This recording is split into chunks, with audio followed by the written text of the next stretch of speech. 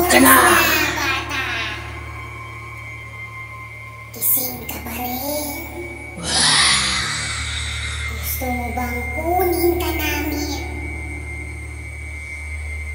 Tulog na! Batang, matitigas ang ulo.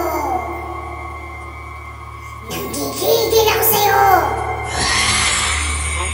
Kinukuha namin ang mga kagaya mo. Dinadala sa buwan. Madilim. Maraming damo. Nakakatakot. Matulog ka na!